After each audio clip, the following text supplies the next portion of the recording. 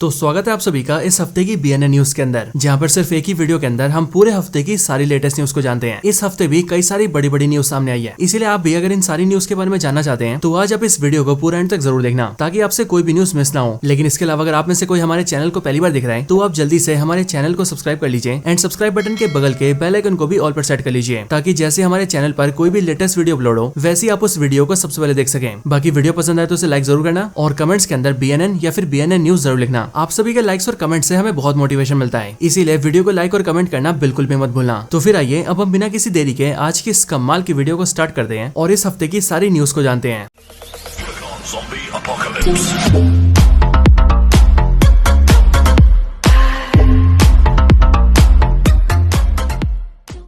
तो चलिए सबसे पहले बात करते हैं मार्वल की न्यूज के बारे में, जहां पर मार्वल से पहली खबर है डेडपूल 3 को लेकर। सो डेडपूल 3 जिसका official name Deadpool and Wolverine है, उसका एक और ऑफिशियल पोस्टर सामने आ चुका है और इस वाले पोस्टर को आप सभी अपने सामने देख सकते हैं। इसके साथ ही मूवी की रिलीज डेट भी कंफर्म है, जो की है 26 जुलाई। और अभी के टाइम पर इस मूवी की टिकट्स बिकना भी चालू हो चुकी है। हालांकि ये ऑप्शन इंडिया में तो नहीं है, लेकिन जो भी लोग यूएसए और यूरोप में रहते हैं या फिर दुनिया के दूसरे बड़े देशों में रहते हैं, वो सभी लोग डेडपूल 3 की टिकटों को अभी से बुक कर सकते हैं। इसके साथ ही जिस दिन इसकी टिकट्स प्री सेल होना स्टार्ट हुई थी, उसके पहले दिन ही इस मूवी ने 8 से 9 मिलियन डॉलर्स की टिकटें बेच दी थी। और किसी मूवी के रिलीज होने से पहले इतनी ज्यादा टिकटें बिकना बहुत बड़ी बात होती है। एंड इसीलिए इस चीज को देखकर इस बात का अंदाजा लगाया जा रहा है कि डेडपूल 3 मूवी अपनी ओपनिंग पर ही 100 मिलियन डॉलर्स का आंकड़ा पार कर सकती है। और जो मूवी ओपनिंग ही 100 मिलियन डॉलर्स की लेगी, उसका टोटल कलेक्शन तो 1 बिलियन से पार आराम से जाएगा। तो चलिए अब इसके आगे बात करते हैं स्पाइडरमैन के बारे में। सो अपने टॉम हॉलैंड की जो अपकमिंग स्पाइडरमैन मूवी है, यानी कि मार्वल सिनेमैटिक यूनिवर्स की स्पाइडरमैन 4, वो अभी के टाइम पर काफी ज्यादा चर्चा में आ चुकी है। एंड वो इसीलिए क्योंकि पहले तो इस बात को अनाउंस कर दिया गया है कि इस स्पाइडरमैन 4 मूवी की शूटिंग इसी साल के एंड से स्टार्ट हो जाएगी, मतलब कि वही अक्टूबर नवंबर से। लेकिन इसके साथ ही मूवी को लेकर ऐसे रूमर सामने आ रहे हैं कि स्पाइडरमैन नो वे होम के अंदर जो सिम्बियोट का टुकड़ा रह गया था, इस मूवी में उसी सिम्बियोट का यूज किया जाएगा और उस सिम्बियोट का मूवी में काफी बड़ा रोल होगा। वैसे ये सब देखकर तो ऐसा ही लग रहा है कि मार्वल और सोनी वाले वेनम और स्पाइडरमैन को एक साथ दिखाना चाहते हैं, क्योंकि एज ऑफ कोर्स इन दोनों को साथ में दिखाकर काफी कमाई होती है। हालांकि यहीं पर अगर बात करें सोनी के वेनम 3 की, जो कि इसी साल आने वाली है, तो उस मूवी को लेकर भी एक रूमर सामने आया है। एंड वो रूमर भी यही है कि सोनी की वेनम 3 मूवी के अंदर हमें 10 साल का पीटर पार्कर दिखाया जाएगा। हालांकि ये बात अभी भी अनक्लियर है कि वो जो 10 साल का पीटर पार्कर होगा वो टॉम हार्डी वाले वेनम के यूनिवर्स का ही होगा या फिर किसी और यूनिवर्स का। लेकिन हाँ, इस बात को लेकर रूमर्स काफी स्ट्रांगली आ रहे हैं, इसलिए ये बात तो पक्की है कि 10 साल का पीटर पार्कर मूवी में दिखेगा जरूर। और वैसे यहाँ पर सोनी की मूवीज की बात चली रही है, तो मैं आपको बता दूं कि इसी साल सोनी की तरफ से क्रेवन द हंटर की मूवी आ रही थी और इसकी रिलीज डेट अगस्त महीने की रखी गई थी। लेकिन अब इस मूवी को ऑफिशियली डिले कर दिया गया है और इसीलिए अब ये मूवी अगस्त में नहीं बल्कि इस साल के दिसंबर में आएगी। हालांकि इसके साथ ही अगर बात करें सोनी के दूसरे स्पाइडरमैन के बारे में, यानी कि टॉबी मैगवायर और एंड्रू गारफील्ड के स्पाइडरमैन के बारे में, तो इनको लेकर ऐसे रूमर सामने आ रहे हैं कि सोनी वाले इन दोनों स्पाइडरमैन के ऊपर फोकस करना चाहते हैं, क्योंकि स्पाइडरमैन नो वे होम के अंदर जब इन दोनों को दिखाया गया था तो फैंस ने इन दोनों को बहुत पसंद किया था। और इसीलिए सोनी वाले इस बात को जानते हैं कि अगर इस टाइम पर इन दोनों पर मूवीज या सीरीज बनाई गई तो फैंस उन्हें बहुत ज्यादा पसंद करेंगे, मतलब कि सोनी वालों की चांदी चांदी होने वाली है। और इसीलिए सोनी ने फैसला लिया है कि वो टॉबी और एंड्रू को एक बार फिर से उनके यूनिवर्स में वापस ले आएगा एंड वहां पर ही उन पर मूवीज या फिर सीरीज बनाएगा। लेकिन हाँ, ये बात अभी भी रूमर्स है, इसीलिए अगर इन बातों को लेकर कोई भी कंफर्मेशन आता है तो मैं आपको जरूर बता दूंगा। तो चलिए अब इसके आगे बात करते हैं मार्वल के कुछ टीवी सीरीज के बारे में, जहाँ पर सबसे पहले है नोवा की सीरीज। तो अभी काफी टाइम से इस बात के रूमर्स आ रहे थे कि नोवा को लेकर मार्वल वाले सीरीज बना रहे हैं, लेकिन अब मार्वल ने इस बात को ऑफिशियली अनाउंस कर दिया है कि वो लोग नोवा पर एक लाइव एक्शन सीरीज बना रहे हैं और सीरीज पर काफी हद तक काम पूरा भी हो चुका है। इसके अलावा एक सीरीज विजन के ऊपर भी आ रही है और विजन के इस सीरीज के ऊपर भी काम चल रहा है और ये अगले